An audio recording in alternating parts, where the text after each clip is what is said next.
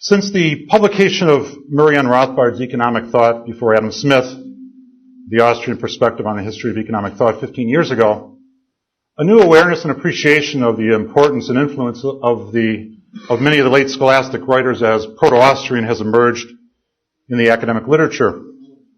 Although it is undoubtedly true that many of these writers, which include Di Vittoria, Di Soto, Novaris, Di Molina, Covarrubias, Juan Di Mariana, and Leonardus Lessius, all blazed new paths of their own in their varied theories of natural law and rights, value, money, price, wages, profits, and so forth. None of these advances would have been possible without the extraordinary 13th century synthesis of faith and reason by St. Thomas Aquinas, born 1225, died 1274, and his unique and, at the time, controversial acceptance and integration of the works of Aristotle. It is the purpose of this paper to therefore reflect on and revisit the enduring economic contributions of Aquinas, especially his scholastic theory of wealth. Aquinas, I believe, is the keystone by which the later scholastic writers become for us, all of us, more approachable and understandable. Additionally, there has been no attempt to place before this conference something new or something I discovered in my attic that was written by Aquinas, but rather to pay tribute to Aquinas in the words of Rothbard, quote, "The towering intellect of the high Middle Ages, the man who built on the philosophical system of Aristotle, on the concept of natural law, and on Christian theology to forge Thomism, mighty system of philosophy, theology, and the sciences of man," end quote. According to Rothbard, this young Italian was born an aristocrat, son of Landulf, Count of Aquino at Roccasecca in the Kingdom of Naples. Thomas studied at an early age with the Benedictines and later at the University of Naples. At the age of 15, he tried to enter the new Dominican order, a place for church intellectuals and scholars, but he was physically prevented from doing so by his parents as well as his brothers, who kept him confined for 2 years. Finally, he escaped, joined the Dominicans. He studied at Cologne and finally at Paris, the places to be, of course, in the 13th century, under his revered teacher, Albert the Great. Aquinas took his doctorate at the University of Paris and taught there as well as at other university centers in Europe. Aquinas wrote numerous works, beginning with his commentary on Peter Lombard's sentences, which almost any philosopher worth his salt would do a commentary on Peter Lombard's sentences at the time in the 1250s, and ending with this masterful and enormously influential three-part Summa Theologica written between 1265 and 1273. It was the Summa more than any other work, writes Rothbard, that was to establish Thomism as the mainstream of Catholic scholastic theology in centuries to come. Since Aquinas wrote no specific treatise on economics or wealth, his ideas on this topic, that is his Economia Perennis, are to be mostly found in his discussion of prudence in his Summa Theologica and in his commentary on Aristotle's Politics. When Aquinas uses the word economic, he uses it in the Aristotelian sense to distinguish between the management of the individual household and the activities of civil society. According to Aquinas, quote, "There is also a multitude that is united together for the whole of life, such as the multitude of a home or family, and this is ruled by domestic prudence," end quote. Economics, then, is the prudence by which one rightly orders his household, according to Aquinas. The end of economics, therefore, according to Aquinas, is that which is, quote, "directed to the common good of the home," end quote. The difference between the common good of the family and the common good of civil society or the state is found in the following expression. The economic end is entitled by Aquinas ad vivendum, and the civil society or political end is ad bene vivendum, not just to the existence of life, but to the good society, so to speak.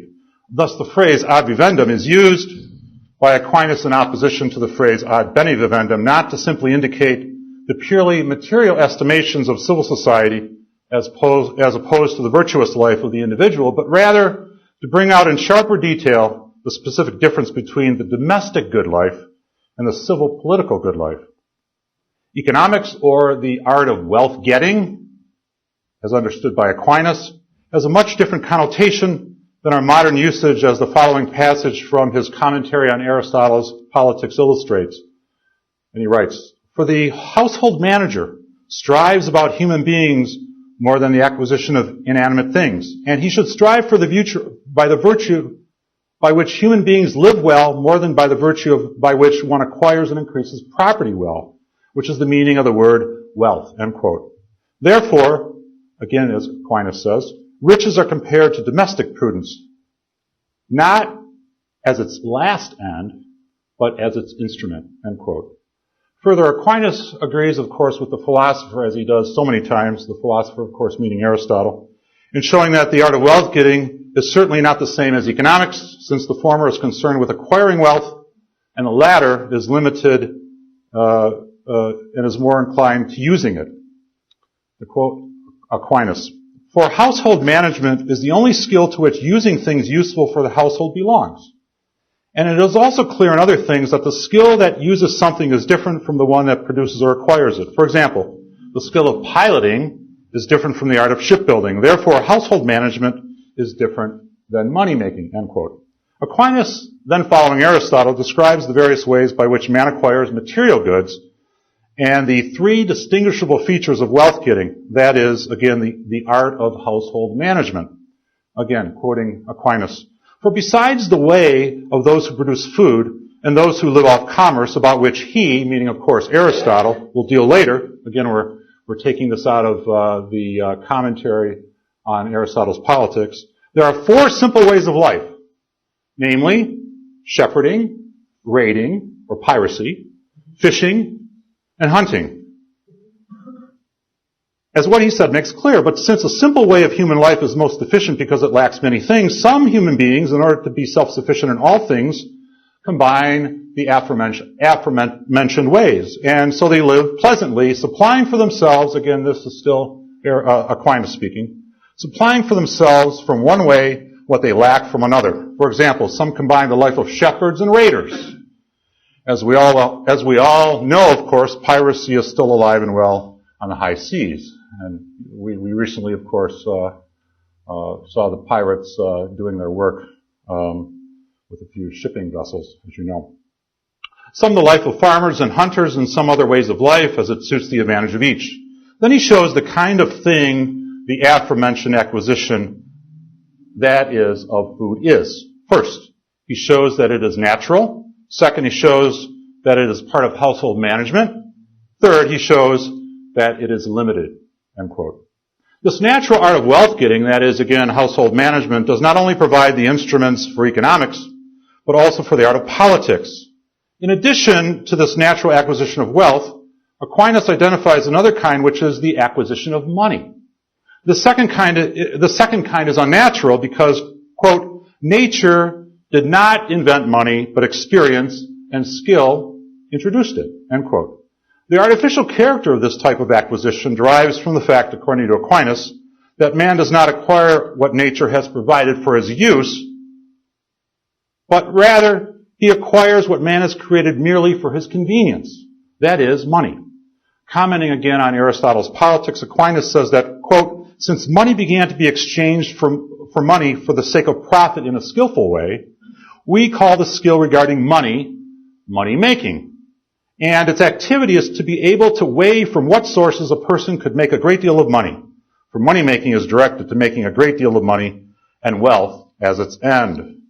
Where money is the end of acquisition, for example, it is no longer desired for the pursuit of the good life, but is rather desired for itself. Therefore, according to Aquinas and the Scholastics, at least the early Scholastics, this artificial art of acquisition, whose end is the ceaseless accumulation of money, is infinite in character.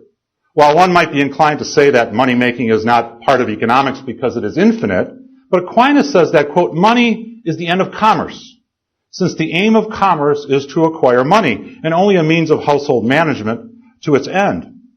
Therefore, money-making seeks unlimited money, but household management seeks a limited amount of money." There is, however, another type of activity which is not entirely unnatural. It is the kind, in contradistinction to Aristotle, which does not seek money for its own sake, but which seeks it for the necessities of life. This is identified by Aquinas as commerce. It is, of course, and unfortunately, the perversity in human nature, says Aquinas, that causes men to pursue wealth for its own sake.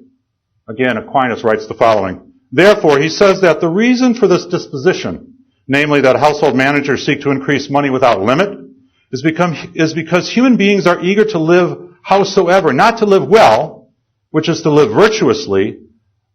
They would be content with things sufficient to sustain nature. But since they omit this effort and want to live according to their own will, each of them strives to acquire things with which to satisfy the individual's desire. And because the desire of human beings has no limit, they desire without limit things whereby they can satisfy their desire. Now, a little bit of scholastic terminology. When Aquinas first introduces wealth-getting as an activity, he uses the term ars pecuniativa, referring to natural acquisition. And I think some of these, of course, are up there for you. Later, in distinguishing the two kinds of acquisition, he uses the generic word possessiva, which includes both natural and artificial acquisition. Still later, the natural art of wealth-getting is called by Aquinas ars acquisitiva cibi et aliorum necessariorum vitae. And finally, he distinguishes natural acquisition of money, where the end is directed toward the necessities of life, from the artificial acquisition of money, where the end of the activity is simply economic or monetary gain.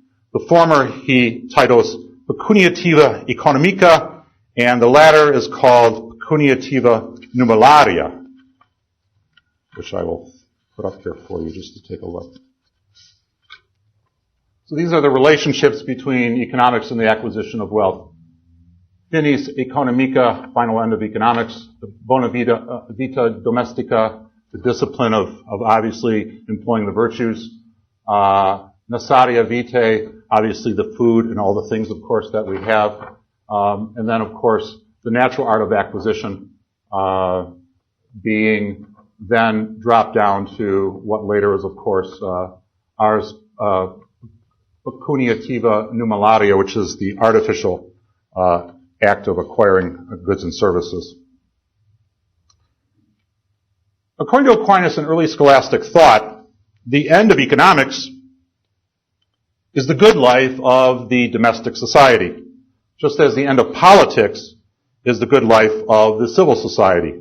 Wealth-getting, that is, again, in the proper setting of the 13th century, is the proper management of the household, supplies the instruments of the economist and the statesman in order that their respective ends are attained. The process of wealth-getting, however, is of two kinds, again, as we can see up here, natural and artificial. Natural wealth-getting is as a means to an end, and therefore subservient both to economics and politics, while artificial wealth-getting has no proper connection with either economics or politics. In addition, the natural art of wealth-getting has two aspects. It may seek the necessities of life from what nature itself has provided, or it may acquire the necessaries of life through the medium, again, of commerce. And of course, at the end here, we see, of course, the final end of economics to the far left-hand side. To the far right-hand side, of course, is that general term. So we go from the general on the far right-hand side, ars possessiva, to the far left-hand side, which is finis economicae.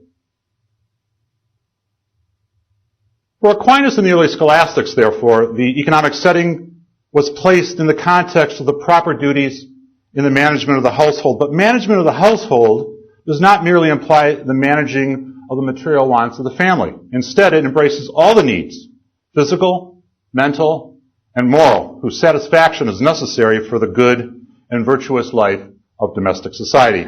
In short, the economy for Aquinas is a prudence, as well as a practical science, and can be only understood within an ethical context like he describes. In Aristotle's system, as well as in Aquinas, the discussion of wealth is predominantly a moral discussion. In other words, the quote-unquote problem of wealth is primarily viewed as a moral problem whose implications involve the application of the ethical, the economic, and political. And Aquinas' notion of wealth is intrinsically modified by the conception of the supernatural character of man's final destiny. The term divitia, which I don't have up here, but in Latin, translated into English, divitia typically means divine good. In Aquinas, includes both external goods and temporal goods. And according to Aquinas, external goods refer to something more than just material objects, and it includes goods of the body as well as goods of the mind. In the early 20th century, Father Isaac Smith, in a hard-to-get book and certainly long forgotten, entitled Classification of Desires in St. Thomas, put forward his complete accounting of external goods, which I have here. In restricting the meaning of the term to external goods or wealth to those things which pertain to the body, one is preserving, I think, to some extent, the essential elements which are proper to the modern concept of economic wealth, meaning what? Its external and material aspects. Again, there are two kinds of wealth according to Aquinas, which he gets most of this, of course, from Aristotle, natural and artificial. Again, to quote from Aquinas, natural wealth is that which serves man as a remedy for his natural wants, such as food, drink, clothing, dwellings, and such like, while artificial wealth is that which is not a direct help to nature, as money, but is invented by the art of man for the convenience of exchange and as a means of things saleable, end quote. Both are, from the scholastic point of view, distinguished on the basis of final causality. Natural wealth is a means toward an end, while artificial wealth is viewed as a means to a means. Whatever desirability natural wealth has, it receives it from the end which it serves. That is the satisfaction of material needs. Artificial wealth, on the other hand, is not directly related to nor measured by the end. Whatever desirability it has, it comes from the means, that is, from natural wealth. In Book 1 of, again, Aristotle's Politics, Aristotle references the famous fable of Midas to illustrate the two kinds of wealth. Artificial wealth by itself is really without an end, says Aristotle, and it is put in relation to an end only through the existence of natural wealth, and currency has the unfortunate distinction of being changed by those who use it and manipulate it, which I thought was quite interesting. Additionally, utility and value, according to Aquinas, function as determinants of wealth. He says that, quote, each thing has two uses, which are the same in that each use is of the thing as such and not incidental to another use, but differ in that one use is the proper use of the thing and the other is a common rather than a proper use. Aquinas then quotes Aristotle's famous shoe example from the Politics. For example, he quotes from Aristotle, a shoe is used for wear and is used for exchange. Both are uses of the shoe. He who gives a shoe in exchange for money or food to him who wants one does indeed use the shoe as a shoe. But this is not its proper use, for the shoe is not made to be an object of barter. Proper use is simply the scholastic term for utility. Common use, on the other hand, is that use which all exchangeable goods enjoy by virtue of its exchangeability. The common use of shoes and of food is the same. Shoes can be used to get food, or food can be used to acquire shoes. Common use, therefore, is simply the scholastic term for value. Although utility is easily seen to be inherent in each good, Aquinas foresaw that one might easily conclude that value is something extrinsic or accidental. As Aquinas quotes, in using shoes in exchange, although not a proper use of shoes, nonetheless uses them as such and not as incidental to another use, since the one who exchanges them uses them according to their worth, end quote. By using the scholastic phrases proper use and common use, one, I think, can understand a little bit better the intrinsic character of each much more clearly than, obviously, the modern terms utility and value. The proper and final cause of shoes, according to Aquinas, therefore, is a specific good. That is, if it can be exchanged for some other article which satisfies a different want. Thus, whether it be by its proper or common use, the final cause of the thing is some good. And for this reason, both utility and value are intrinsic to the thing or material good. And yet, although both uses are intrinsic, they do not enjoy an equal dignity in the scholastic sort of framework. Utility is prior to value, and value without utility, of course, would be meaningless. In other words, there would be no value to a shoe unless it had some kind of utility for someone. Additionally, utility is based on a relationship between the thing needed and, of course, the person needing. Consequently, between the thing and the person, there is a relationship of measure. That is, the utility of the thing is measured by the need or desire of the person for a thing. And the greater the need or desire, of course, the greater the utility. Value, on the other hand, is based on the relation between one exchangeable thing and another, and cannot be determined by referencing utility alone. According to Aquinas, the other determinants of value in the trading process include differences in time or place, risk, and a moderate profit motive. Quoting from Aquinas, hence trading considered in itself has a certain debasement attaching thereto, insofar as, by its very nature, it does not imply a virtuous or necessary end.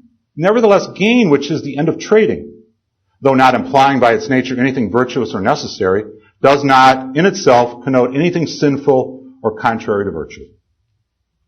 Additionally, labor as well is an element used in computing value. Merit and reward, says Aquinas, refer to the same, for a reward means something given anyone in return for work or toil as a price for it. Hence, as it is an act of justice to give a just price for anything received from another, so also is it an act of justice to make a return for work or toil, end quote. Thus, the value of a commodity, according to Aquinas and early scholastic thought, is determined not only by the cost of labor and other expenses incurred by the producer, but by the usefulness which it has for the consumer. Aquinas recognized as well in the above passage that there is a definite relationship between wealth and ultimately scarcity.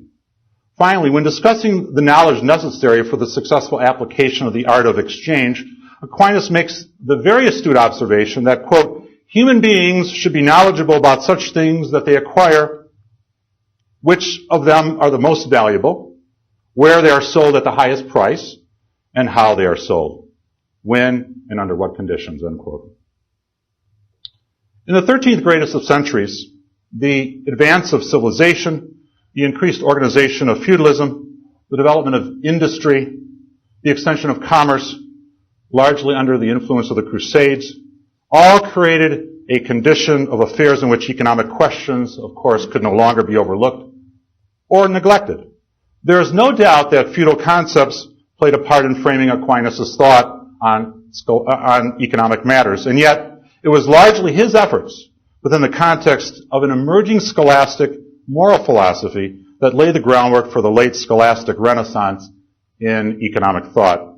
And Aquinas' most enduring contribution to the history of economic thought, according to Murray Rothbard, was the scholastic superstructure that he built.